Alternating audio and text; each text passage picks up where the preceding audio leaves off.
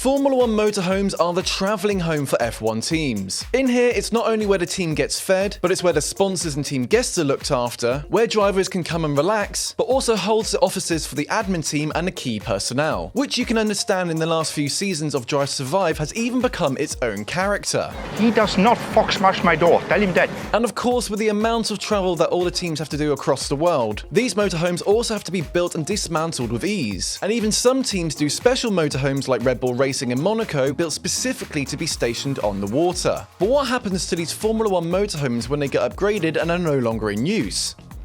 Well, they either go up for auction or you can buy them right now, like this one here in Germany. Now, I don't know about you, but whenever I see F1 tours around motorhomes, they don't show the full picture because there's certain areas which they got to keep secret. Unfortunately private. Okay, electronics. That's private. And so as soon as I saw that this one was up on the market, I thought, I'll come on down, I'll film everything that's inside, every little room. What? Oh my, an F1 driver has probably peed right next to me. It's quite comfortable. So why don't we have a little look inside, and towards the end of the video, I'll let you know how much it costs.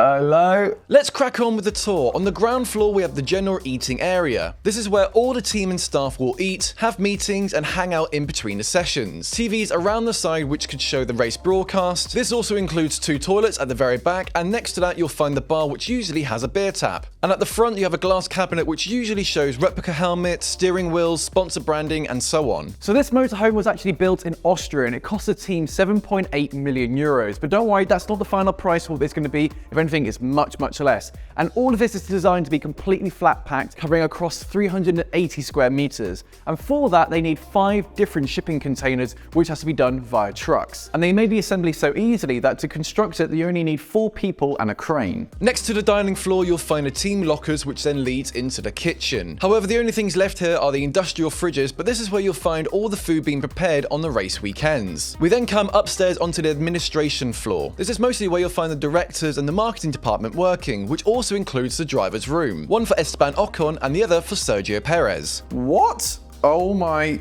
Okay. I was just setting up to get a shot of Esteban's name. I've just found His underwear, quite literally. Does this say that? Oh my God. Does this say what year it is? Esteban Ocon, 18th of July, 2018. Right, this is something else I've just found in Esteban Ocon's cupboard.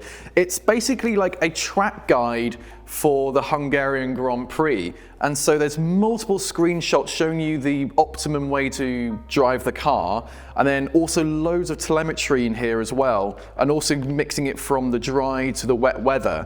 In their rooms, you'll find they'll both have massage tables, with their rooms positioned at the front, meaning you can look over the entire paddock, or in this case, a truck car park. You'll also have a desk, chair, and cupboards to store driver suits, bits of marketing, or documents like I found earlier, and headrest attachments for the massage tables.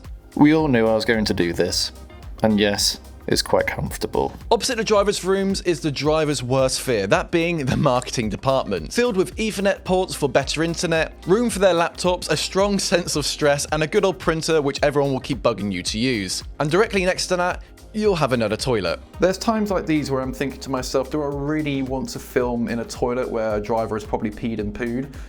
I don't really want to, but then I probably think someone's going to comment saying, oh, well, you didn't film in every room. So this is the reason why. But before we go upstairs, we have 3 more rooms. One being a storage spot just underneath the stairs, which is basically just that. A service room where more hospitality, food and drink was prepared, but also storing queue barriers and stools. And then finally, we have the director's office. In here, you can only imagine the meetings that took place. The various calls with sponsors, driver management meetings, and team discussions about how they wanted to copy more parts from Mercedes. And at the very back here, we have the server room controlling all the audio and lighting for the motorhome, with a server rack controlling all the TV feeds and internet throughout the whole motorhome. But now let's finally go upstairs. This is the key area for sponsors during a race weekend, with an open top bar giving you a full 360-degree view over the paddock. This enclosed space also has 2 huge air conditioners to keep guests cool on a really hot day, but also has access to the main balcony if guests are wanting to go outside. And so the big question is, if you're wanting to buy this, how much will it cost you? Well, at the moment, it's currently being sold for 500,000 euros, and the link for that is down down in the description below.